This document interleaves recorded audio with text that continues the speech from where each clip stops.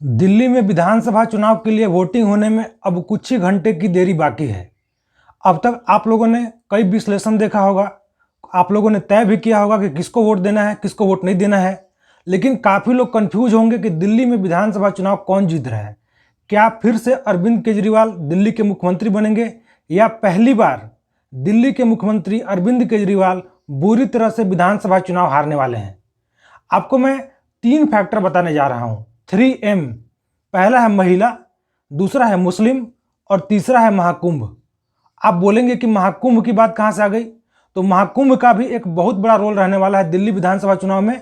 और आपको ध्यान रहे, मैं थोड़ा हिंट कर देता हूँ, आगे चल के पूरा डिटेल्स इसके बारे में बात करेंगे। 5 तारीख को जब दिल्ली में विधानसभा चुनाव के लिए वोटिंग होगी, उसी दिन प्रधानमंत्री नरेंद्र मोदी प्रयागराज में महाकुंभ में स्नान करने के लिए जा रहे हैं। सोचिए कि 5 तारीख को माहौल क्या रहेगा। 5 तारीख को दिल्ली में विधानसभा चुनाव के लिए वोटिंग होगी, लेकिन पूरे दिन न्यूज चैनल पर, सोशल मीडिया पर सिर्फ प्रधानमंत्री नरेंद्र मोदी छाए रहेंगे, उनकी तस्वीरें वायरल रहेंगी। महाकुंभ में जो स्नान करने जा रहे हैं उसकी तस्वीरें, उसका न्यूज आपको दिन भर सोशल मीडिया पर, न्यूज पे आपको दिखने वाला है। तो सोचिए कि माहौल क्या रहेगा और उसका विधानसभा चुनाव में फर्क क्या पड़ेगा। तो उसके बारे में बात करेंगे आगे, लेकिन पहले बात करते हैं 2M के बारे में, महिला और मुस्लिम। सबसे पहले बात करते हैं महिला की। महिला ये तय करने जा रही है कि दिल्ली में विधानसभा चुनाव कौन जीतेगा, दिल्ली का अगला मुख्यमंत्री कौन होगा। अगर अभी तक की बात करें तो दिल्ली में विधानसभा चुनाव बिल्कुल नेक टू नेक, बहुत टाइट मुकाबला अभी तक चल रहा है। पहली बार अरविंद केजरीवाल को विधानसभा चुनाव में एक कड़ा मुकाबला देखने को मिल रहा है बीजेपी की तरफ से। और ठीक है, लेकिन अरविंद केजरीवाल को अभी भी थोड़ा सा एज है, लेकिन कोई भी क्लियर नहीं बोल सकता है कि अरविंद केजरीवाल ही चुनाव जीतने जा रहे हैं। महिलाएं तय करेंगी कि अरविंद केजरीवाल का भविष्य क्या होगा। अगर महिला वोट करती हैं अरविंद केजरीवाल को, जो अब तक करते आई हैं, पिछला जो भी 3 चुनाव हुआ है उसमें महिलाओं ने अरविंद केजरीवाल का भरपूर समर्थन किया है। और आपको ध्यान भी रहे कि महिला सम्मान योजना के नाम पर अरविंद केजरीवाल ने एक काफी महत्वाकांक्षी, काफी एक पॉपुलर योजना शुरू किया है और अभी तक 1000 रुपया देने का वादा किया गया है। लेकिन जैसा कि बीजेपी ने बोला कि अगर वो चुनाव जीत कर आएंगे तो 2500 रुपया देंगे, तो उसी के काउंटर में अरविंद केजरीवाल ने बोला है कि अगर चुनाव जीत कर आते हैं तो महिला सम्मान योजना की राशि को बढ़ाकर 1000 से 2100 रुपया कर देंगे। और उधर बीजेपी 2500 रुपया देने का वादा करके बैठी है। अब देखना हो कि महिलाएं किसके ऊपर भरोसा करती हैं। उनको आम आदमी पार्टी के 2100 रुपया महीना पर भरोसा है या फिर बीजेपी के 2500 रुपया महीना पर भरोसा है। तो महिला एक बहुत बड़ा फैक्टर होने वाली है दिल्ली विधानसभा चुनाव में। इसके अलावा अरविंद केजरीवाल ने पिछले 10 साल से ज़्यादा समय में महिलाओं के लिए कई योजनाएं चलाई हैं। फ्री बस की योजना हो या फिर फ्री बिजली मिलता है घर में, उन योजनाओं का भी एक बहुत बड़ा इफेक्ट रहने वाला है चुनाव में। अब दूसरा बात करते हैं मुस्लिम।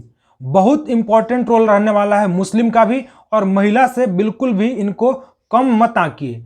मुस्लिम का बहुत बड़ा रोल रहेगा। क्यों रहेगा? क्योंकि आपको ध्यान रहे कि अभी तक अरविंद केजरीवाल ने जो भी चुनाव जीता है उसमें मुस्लिम का बहुत बड़ा समर्थन उनको मिला है। लेकिन 2020 में जो शाहीन बाग में आंदोलन हुआ था CAA और NRC को लेकर, उसके बाद जो भी घटना घटा है, उस समय से मुस्लिम वर्ग में अरविंद केजरीवाल के प्रति नाराजगी बढ़ी है। उस आंदोलन के बाद जो अरविंद केजरीवाल के पार्टी के विधायक थे, कुछ मुस्लिम नेता थे, उनके साथ जो हुआ, उनको जेल जाना पड़ा और अरविंद केजरीवाल ने उनका उतना समर्थन नहीं किया जितना मुस्लिम वर्ग के लोग उम्मीद कर रहे थे। और उसी समय से मुस्लिम वर्ग के मतदाताओं का रुझान कांग्रेस के प्रति फिर से बढ़ा है। और लोकसभा चुनाव में भी यही देखने को मिला था। लोकसभा चुनाव में मतदाताओं ने, दिल्ली के मतदाताओं ने, मुस्लिम मतदाताओं ने कांग्रेस को ज़्यादा वोट किया था। तो अगर मुस्लिम मतदाता कांग्रेस को वोट करते हैं, जैसा कि वो पहले करते थे, आम आदमी पार्टी से पहले मुस्लिम मतदाता कांग्रेस को वोट करते थे, तो अगर फिर से ऐसा होता है, मुस्लिम मतदाता आम आदमी पार्टी से हटकर फिर से कांग्रेस को वोट करते हैं, तो अरविंद केजरीवाल के लिए बहुत बड़ा झटका हो सकता है।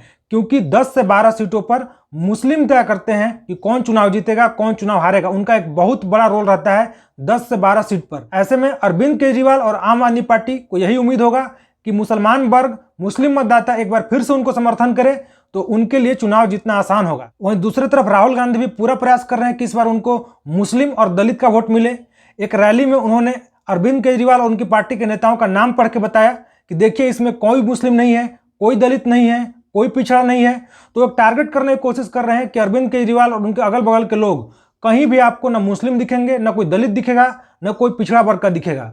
तो ऐसे में कांग्रेस भी पूरा प्रयास कर रही है कि उनको पुराना उनका जो वोट बैंक था मुस्लिम और दलित का, वो उनको वापस मिले।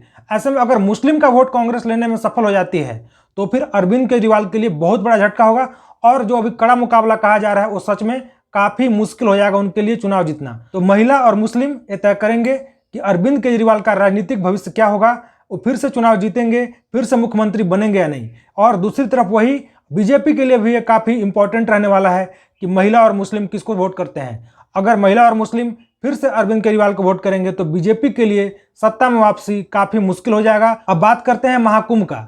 महाकुंभ का भी एक बहुत बड़ा रोल रहने वाला है। महाकुंभ में जो भगदड़ की घटना हुई, कुछ लोगों की दुखद मृत्यु हुई, उसका कितना बड़ा रोल रहेगा ये तो पता नहीं। लेकिन 5 तारीख को जिस दिन दिल्ली में वोटिंग होनी है उसी दिन प्रधानमंत्री नरेंद्र मोदी प्रयागराज जा रहे हैं, महाकुंभ में स्नान करने के लिए जा रहे हैं।